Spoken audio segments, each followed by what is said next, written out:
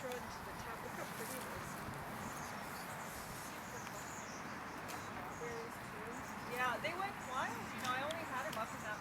So it just has a simple tin lid on the top, and I just put layers of sawdust, like I fill it with sawdust, and then put layers of newsprint on top, about 4 layers, sprinkle sawdust in between, and then I light it from the top with just tubes of paper, newsprint, like a whole and like darts, light it, and then because it was so windy the other day, I had to really dampen it down, so I put the lid right over top of it and hunkered it down with a bunch of bricks. So if you come closer and look inside, what I did was I put it in what's called a sagger or a inner chamber. I filled it with sawdust and the piece of pottery with sawdust, and what we're looking for, this is called a reduction firing, which means you're minimizing the amount of air and you're looking for the smoke quality, the smoking, smoldering carbon that's released from the smoldering sawdust to enter into the surface of the clay body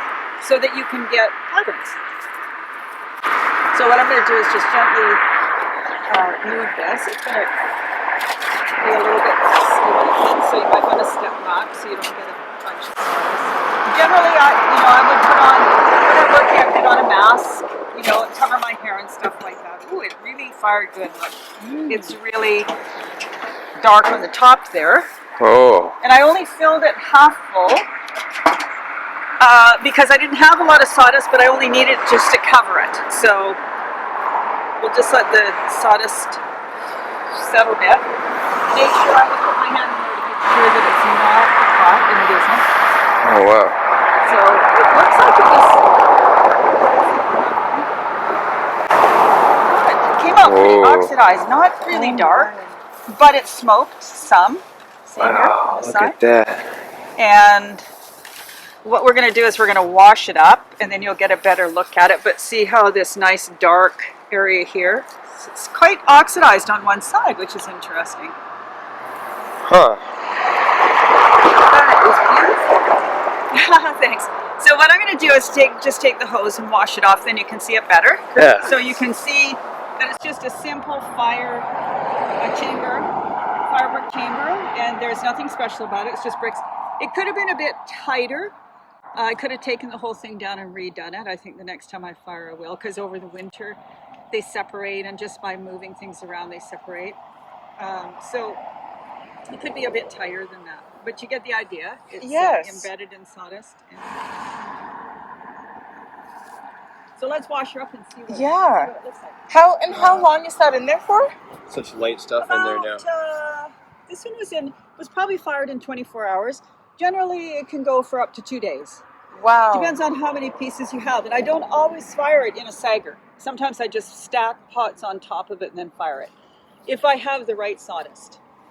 You need a really good mixture of hardwood and softwood and powdery kind of stuff, so that it burns really slowly and evenly. So I'm glad some of it's dark. And I actually don't mind. It's quite, you see, it's quite lovely. It's beautiful. It's quite nice that it's got the really 2 different sides. Yeah. You want to just turn on that hose over there, Jesse? See it on the side there?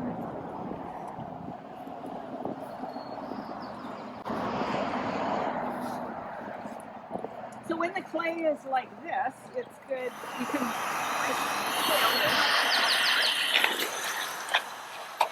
if you just do this really quickly, wash it off, nothing's going to happen. Sure, it won't, it's just fired. So, wow, look at that nice rainbow. Oh, beautiful. Wow. Kind of iridescent. Yeah. And you usually smell for the first little while of sawdust, like burnt, smoldering sawdust. And it's actually quite lovely because you can really still see. I like the variation a lot. Sometimes they can come out pitch black.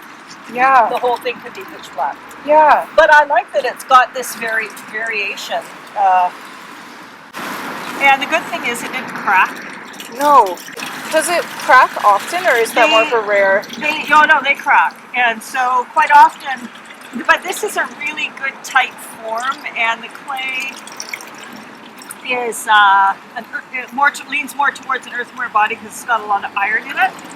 So it's more conducive to this kind of fire. Wow, I can't get over the beautiful. Yeah, that's a good one. That's gorgeous. Oh, cool. Now my boot is filled with You just water. filled your Oh. Fill my boot Oh. with water. to throw the hose off. Okay. Yeah. Squamish musqueam means ripple. And so the whole show, the theme of the show is water.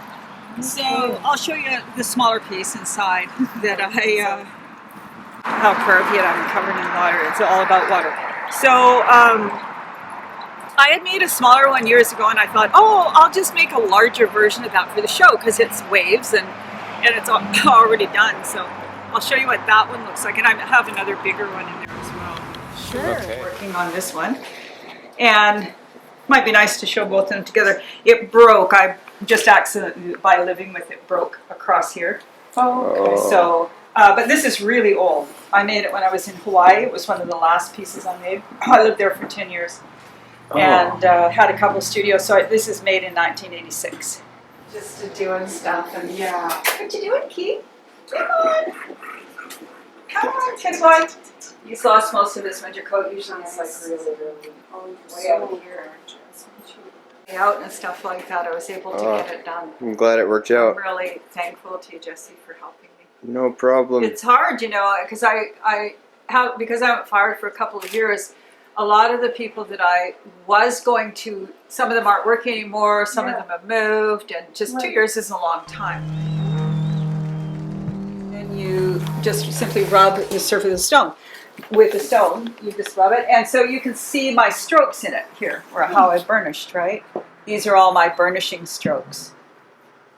So see how they've got, yeah. really strong spell. Yeah, See how it is, so. kind of similar to just brush strokes with a paintbrush. Yeah. Yeah, so those are my two main stones that I burnish with, though. Sometimes I use a piece of petrified wood. Oh, cool. And then there's some petrified stone. What else is in here? This isn't it? That looks like a petrified something rather. Yeah, or this fossil. is chert. Sure. Yeah, chert is what we would use for making arrowheads and different cutting. Yes. Oh. See, that's what would be called Nola G. It's very pretty. It's very, very pretty. I'm really happy with that. Pottery. So here, yeah, you want some pottery? There's lots in here. Look at it all. They're roses that I've grown. So this one cracked during the firing, and you can see the rim. So they're very precarious the larger that you make them in this style of pottery making for firing. Pardon me. This is so cool. Isn't it great? I love this. Yeah, that you would. This is genius. Isn't it smart? Yeah, Yeah. very, very intelligent to do that. Yeah. And they dry, of course, because these are, you know, anything that you would put in there, this is really porous and air, and if they live in hot climates, hot, dry, arid climates, so it will keep them nice and they would never go moldy or anything in there because this is constantly sucking the moisture out of stuff, right? Yeah. And then it seeps to the surface. How long would you think you could store seeds in there? Oh, forever. Wow. 100 years would they We've probably got to last. make some things with Yeah. this idea. Like, this is so genius. That's brilliant. Yeah, it's a great idea. Oh, perfect. Yes. Okay. Yeah. Well, These are such a gorgeous color too. They add a really nice touch. yeah, they are pretty. Color. Yeah. I think what I'll do.